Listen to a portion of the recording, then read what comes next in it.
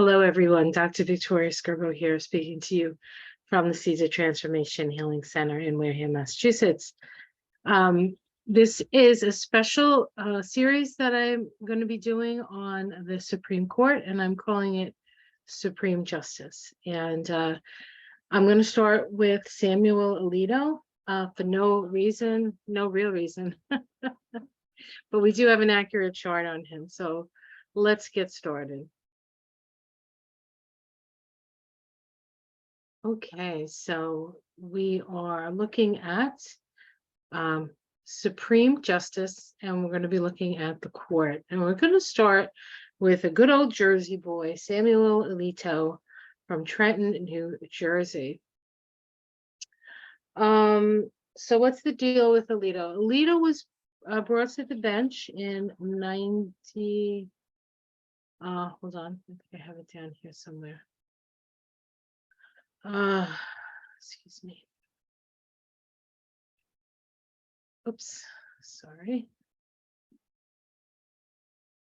He was nominated in 2005 and they said yes, and he's been serving since January 31st of 2006. So let's see, it's 16 years now on the court. Did I do that right? 17 years on the court. Okay. So let's take a look at his numbers. We'll start with his numbers to get an idea of vibrationally what we're working with here. So let me go back one here. There we go. And his full name is Samuel Anthony Alito. And I do like to just look at the names and the vibrations of the names to sort of get an idea. And we have Samuel, which vibrates to the Star card, Anthony, which vibrates to the 8 of Wands, and Alito, which vibrates to the World card. So if I were to just put those three cards in front of me, the Star, the 8 of Wands, and the 3 of the World card, the 21 card, I might read it as finding your guiding star or hope and inspiration, with lots of information coming in all at once to end a cycle. So I mean, you could just play with this stuff. In fact, you should do it with your own name, the vibration of your name, and you can also do it with the call, like just with the numbers themselves. And you can also do it with the tarot cards that are associated with the numbers. That would be kind of cool. But we all know him as Samuel Alito. And so when you just put that name there, we get a 3811, which is the Queen of Cups. That's his, I guess, signature. That would be his signature. Although he may actually, I don't know. I should have probably checked his signature. When we add his vowels up, that's his inner feminine, we get a 39/3. That should say 3, not 9. My mistake. Which is the Knight of Cups. So the Knight of Cups is pretty idealistic, not realistic. There's a lack of realism with the Knight of Cups often.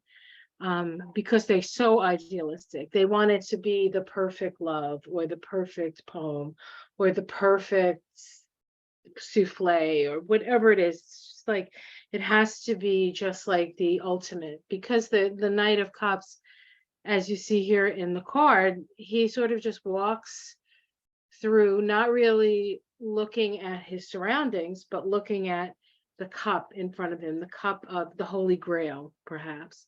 And Samuel Alito definitely has that sort of Holy Grail kind of thinking that he's, doing good by the Lord or whatever that is, that, that sort of crusading energy, right? Because God's on your side kind of thing.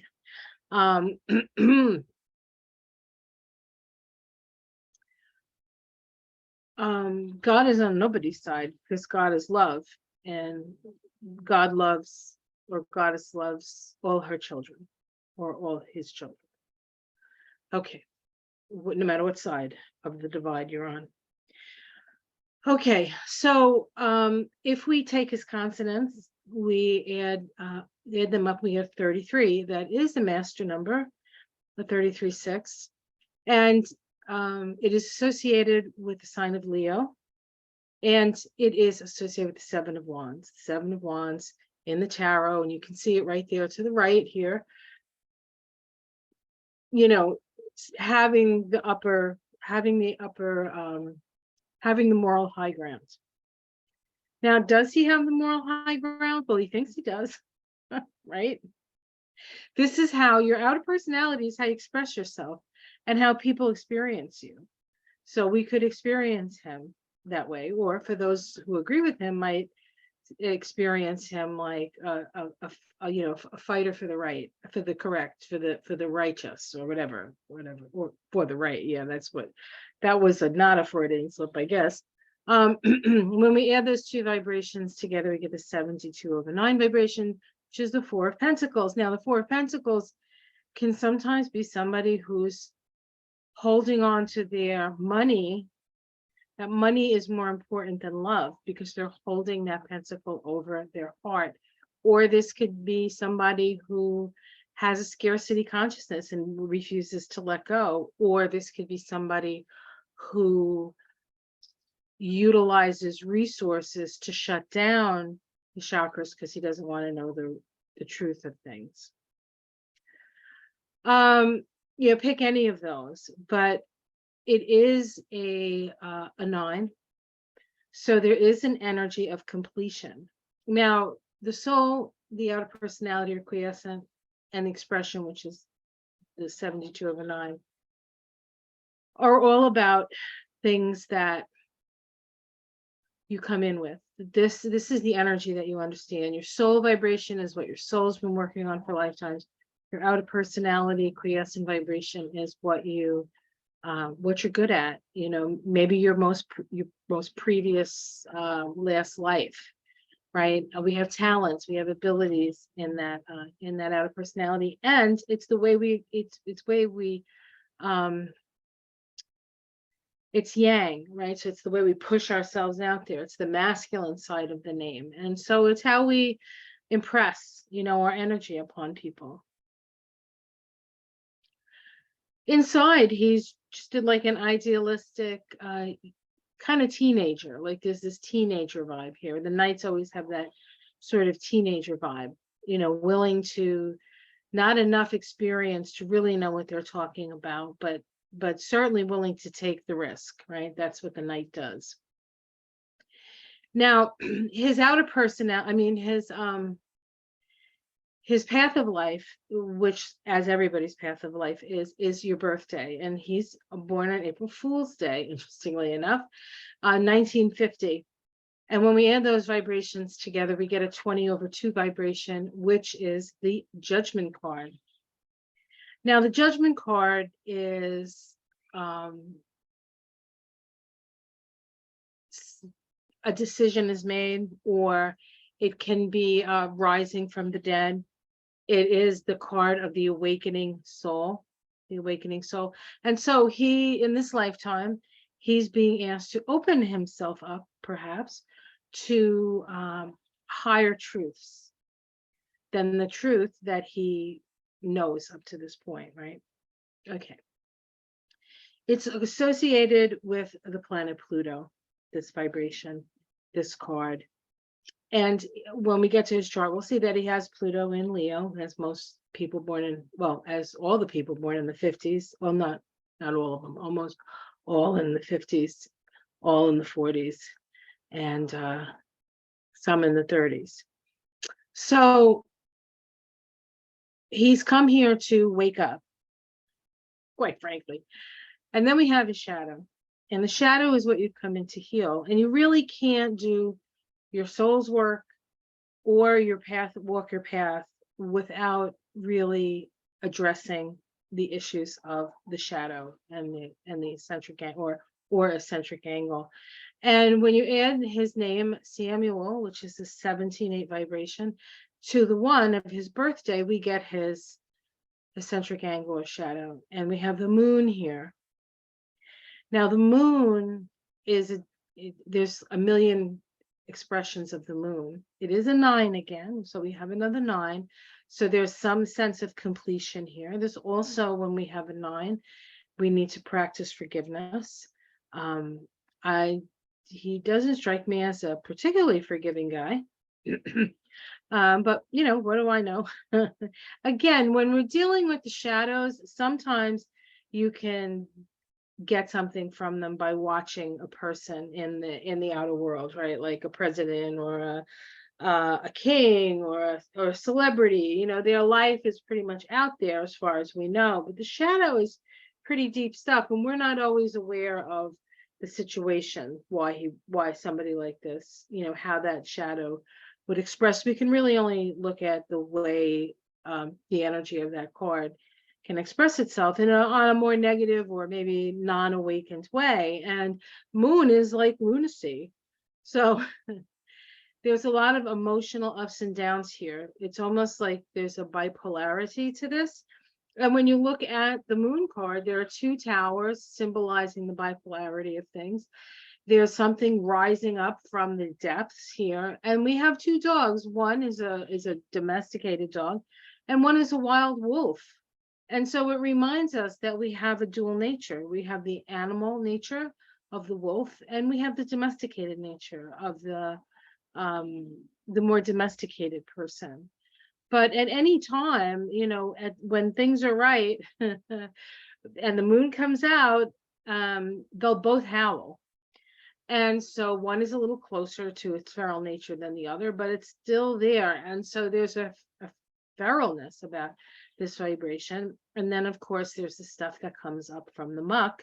In this case, it's a little lobster or a little crab, perhaps. I know they've said it's crayfish. I would call it a lobster because I live in lobster land up here. But either way, they're delicious to eat, but those pinchers can hurt. So you have to know how to grab them from behind, actually, without so you don't get pinched. But that's another story for another day. But the moon card is his shadow, and it's a dark shadow. The moon can be a very, very dark shadow. It's just like if the devil card was your shadow. I mean, I guess that any card could be, you know, anything brought in the wrong direction or to an extreme can manifest itself in some pretty interesting ways. All right, so we're dealing with somebody who's an idealist, who believes what they believe, thinks that they're doing good for God, I would say, but has a tendency to hang on to the resources, doesn't want to let go of what they have, are here to learn to open up to the truth of things, the judgment card, awaken, the awakened soul, but has a deep-seated fear. The moon is a card of fear. The most visceral, feral fear is the moon. And so this guy is pretty fearful, I would say. All right, so let's take a look at his divine triangle. So here's his divine triangle. Here's his youth square. When you add up all the vibration, we get a 37-1, which is Hokmah, King of Cups. When you read the squares, whether it's the youth square, the power square, or the wisdom square, it's a square. So as in astrology, square is a challenge. Square is something that you have to deal with. And when you have your youth square, you're really still dealing with your last lifetime. And the number of the youth square is often associated with the eccentric angle. Now he has a 37-1 there, which is in Hokmah. This is the King of Cups. Now, the King of Cups can be, you know, that energy of the loving father, the one who takes care of his realm, who cares. But he can also be, he can have bursts of anger. This can be the sort of the alcoholic or the dry drunk. it's a one vibration. So there's this force coming at you, right? And then with the 18-9 connected to it, this the eccentric angle, this could be a deep-seated fear of father. Now, I don't know. I know his dad was Italian, and I was raised by Italians. So, although my dad was a love and I was a girl, it's different. Yeah, it can be pretty intense. The passion and the anger and the fear and all those things. Especially when you want your son to be successful or something like that. I mean, I'm assuming you don't get to be Supreme Court if somebody didn't want you to be successful besides yourself. All right, so we have that. So then we have his power square, and his power square is Tibreth. And so it is the Knight of Cups, which is the same vibration as his soul. So his power is the connecting with that Knight of Cups energy, right? That idealistic energy. It's also located in the tree of life in Tibreth, which is associated with the heart chakra. And so he probably truly believes what he's saying. And I think he's definitely, all indications are that this guy is committed to the fight. And so his power is his belief, really. Now his wisdom could be is something else. It's not necessarily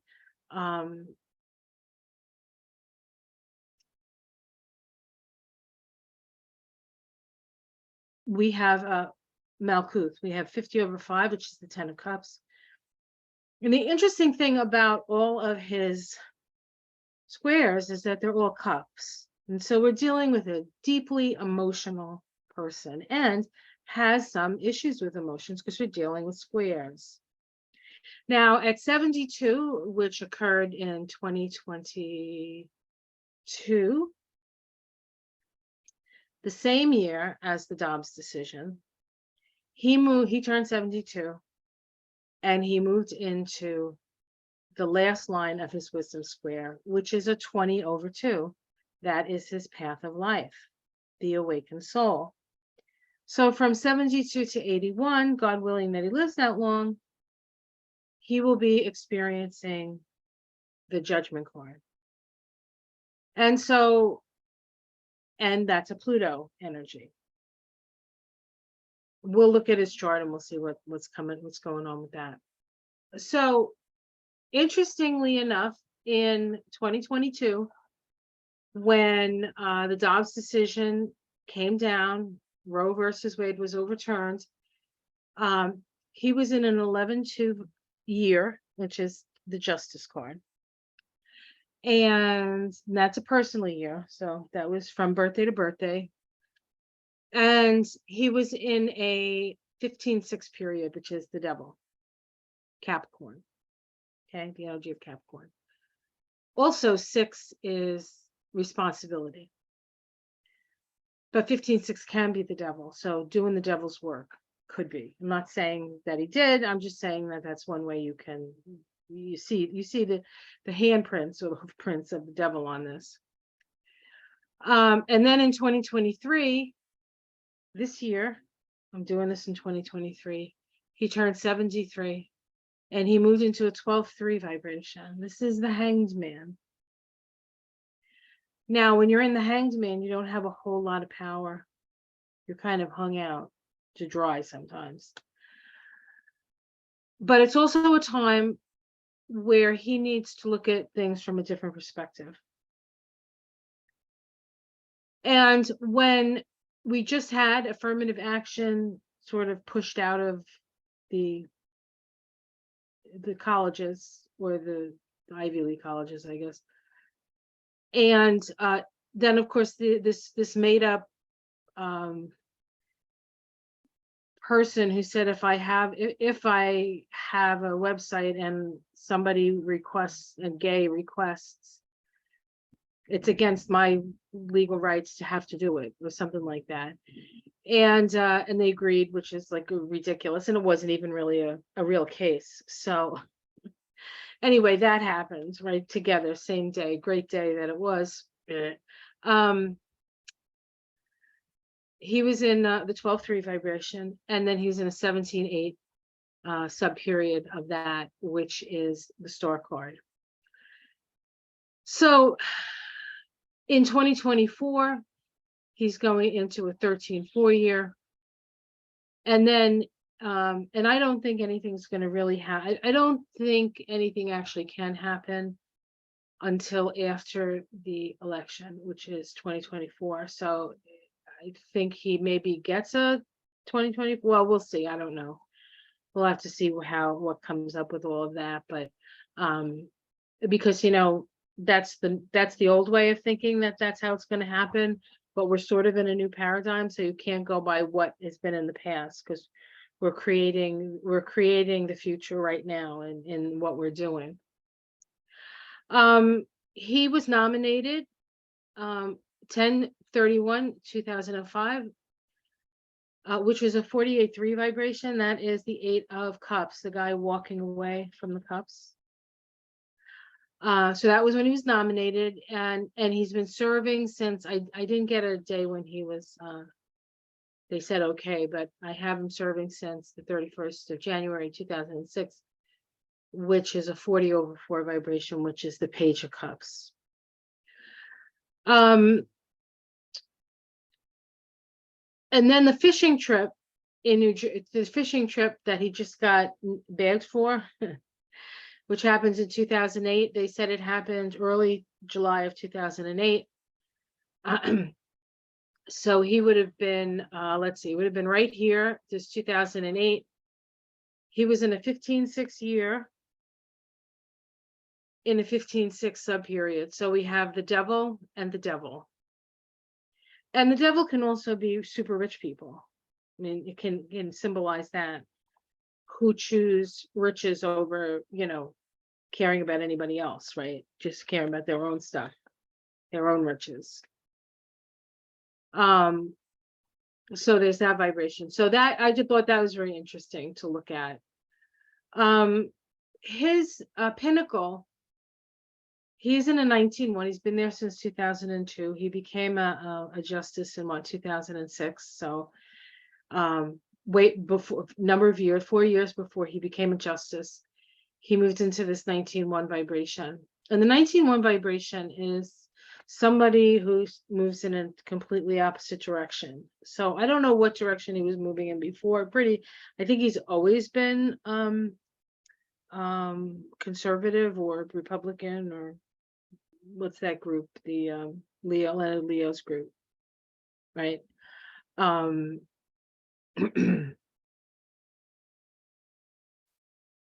So, but he's in a 19-1, which means he came into this life to live this life and do this. This is a karmic debt. This is a karmic debt. So this is, in some way, he has taken on the chin because he agreed to it. Now, I don't know what that means. That certainly seems like he's doing pretty good for himself, right? But we don't know what's going to happen in the future, do we? No. Okay. Let's take a look at his chart. Now, here on the left, we have his tree of life. Here's his soul vibration located in Tiphereth. Tiphereth is associated with the sun. Where does he have the sun? He has the sun in Aries, the warrior. Conjunct Mercury, the mind, right? Warrior of the mind. 39-3 soul. This is connected to, also connected to the second decan of the fixed signs. Fire. Sorry, not fire. Scorpio. Second decan of Scorpio, I believe. His quiescent here, 33-6. This is located in Netzach, which is the Sephiroth of Venus. And so where's his Venus?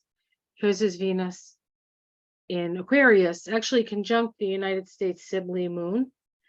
And actually his Jupiter is closer, but he has a Venus, Jupiter in Aquarius.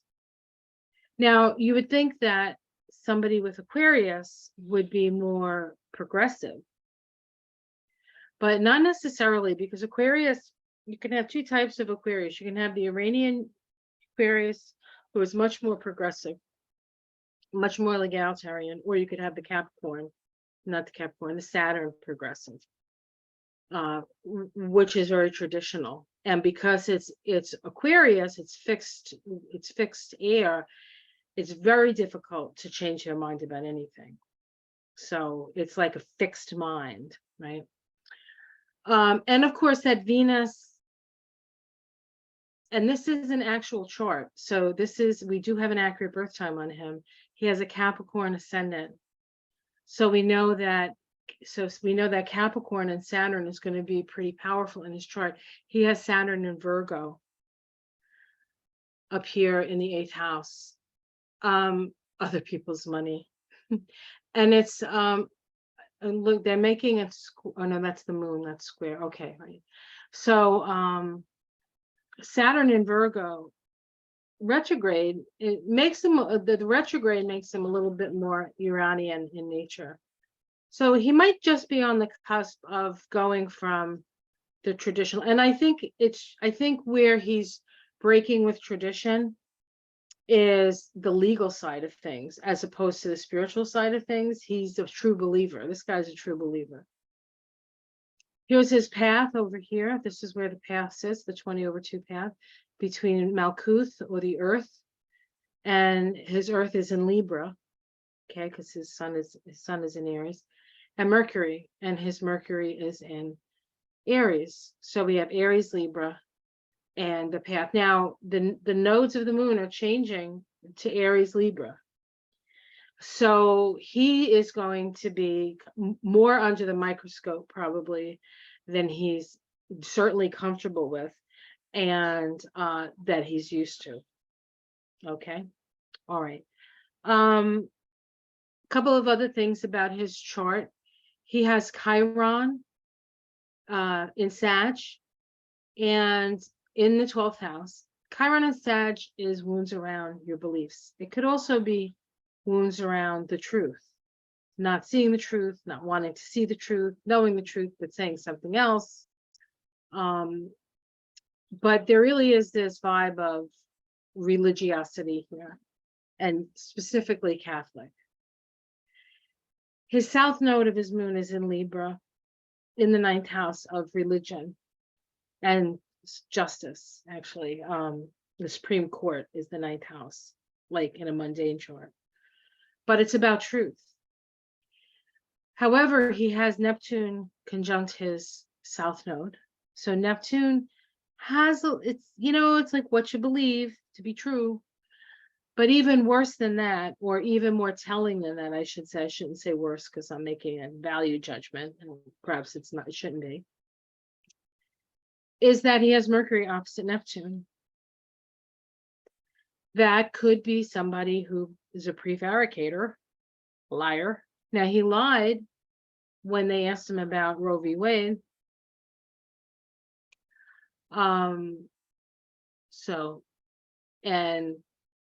If something is stasis, or whatever that thing is they talk about, that if it's been on the books for so long, you can't go back, sort of thing. But he did. So that we have somebody with a fixed mind, a warrior nature. His North Node and his Sun and his Mercury are all in the Gemini house, the Mercury house. He wasn't shy to, when the whole thing about the fishing trip came up, he wasn't shy about doing an op-ed in the New York Times. That is very much this North Node Sun Mercury picture, very much so. And he has Mars in Virgo as well, so he's very detail oriented, but it's retrograde. So when you have a Mars retrograde, you kind of have to work twice as hard to move forward in a way. And a lot of really good people who are, famous and the like have Mars in retrograde. The first person who comes to mind is Zelensky. He has Mars retrograde in Leo. But he's come in this lifetime to move in the direction of Aries, which is the new, right? Initiatory. Now, I guess you could say he's initiating a new something in the Supreme Court, but that's what he came in to do.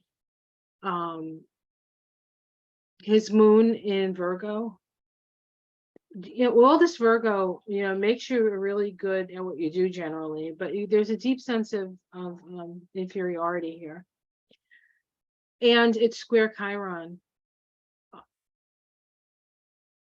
I don't know, Saturn in the 8th house, Mars, moon, that Chiron in the 12th squaring. There could be some issues with the church or things, perhaps. I'm not going to say what I think because this is for entertainment purposes only, and I have no right to say it honestly, but it enters my mind. He also has Pluto in Leo here, and it does trine his north node and sextile his south node, but it's in the 8th house of other people's money. So this is somebody who knows how to wield his power, kind of fueled on that other people's money thing. Now his polarity point of his Pluto, if he wants his soul to evolve, is in Aquarius in the 2nd house, fair distribution of resources for everyone. So how his soul's doing on that one. And let me just see, is there anything else I want to say here? So I thought we could look at the Dobbs decision. See how he's connected to this.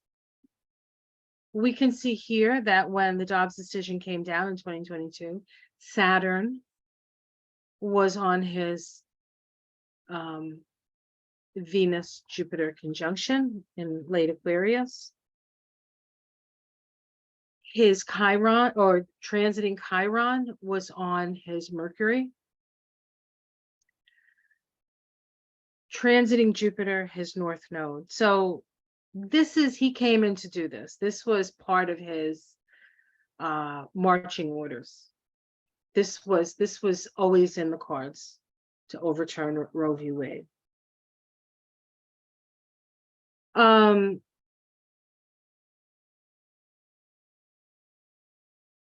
And let's see what else. I know there was a couple of other things.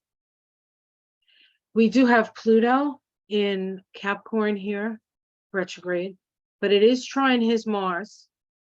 It is trine his Mars.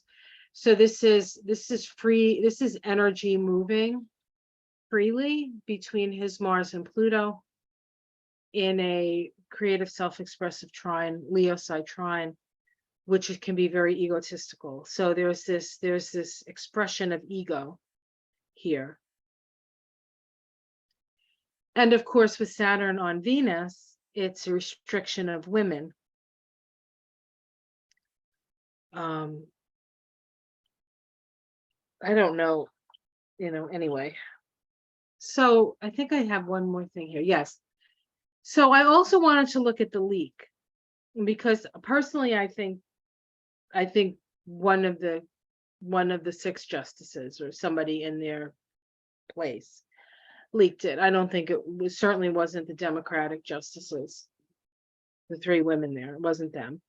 In fact, I don't think Ketanji Brown wasn't even in the Supreme Court yet. She hadn't started her term yet, so she was not there. She was out. And so I wanted to see, I always thought it was Alito, honestly, or somebody around him, or maybe Ginny, right? So I kind of wanted to see what was going on the day of the leak. We have Black Moon Lilith sitting on his Uranus in the 6th house. remember Uranus is pretty, he's got all that Aquarius, he's kind of a rebel and all that stuff. So Uranus definitely activated Black Moon Lilith, where we're willing to go to extremes. His Black Moon Lilith, which is in the 4th house in Taurus there, we have the sun there. Of course, Saturn is still where Saturn is, only this time it's going direct. It's direct. But we do have, what made me think that this was the thing? There was something in this chart that made me think that this was the thing. That it was, we have Mars here opposite his Saturn. Transiting Mars opposite his Saturn. And of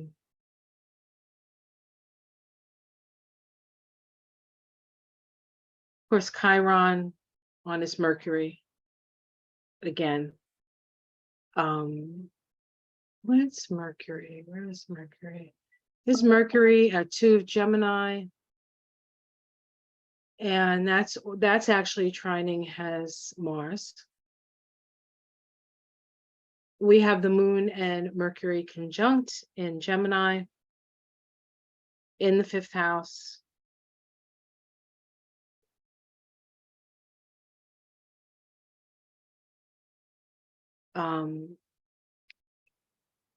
Yeah, I don't know. Maybe it was Jenny. I don't know why she'd do it though. It doesn't benefit her. All right. So, I think we're going to stop it there. Maybe. Okay. I figured it out. All right, everyone. So that's what I see for Alito. We can continue looking, when things come up, we can look at his chart again and see what's going on. But this was in the cards the whole time. I think this is why he came in. Weirdly enough, though. Oh, was it George W. who put him in? Oh, George W. put him in. Yeah, George W. put him in, but George Bush actually put Clarence Thomas in. Thanks, George. The first one. But George Bush used to be head of Planned Parenthood, the father.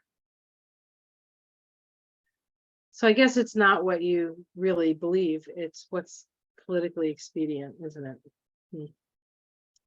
All right. Well, next up, next time we look, we will be looking at Justice Clarence Thomas. And his chart is very interesting. And we'll take a look at him as well. All right, guys. Have yourself a wonderful evening, and I will see you again next time on Supreme Justice. For those of you who are new to my channel, welcome. For my patrons who get to see this first, thank you again for being a patron. If you'd like to become a patron, you can do it for as little as $5 a month, and you get extra stuff. You get things first. And the more patrons I get, the more patron stuff I can have just for patrons. So if you're interested in learning more about the way I look at charts and how I use the numerology and Kabbalah, this is a great way. So have yourself a great day again. Take care. Namaste.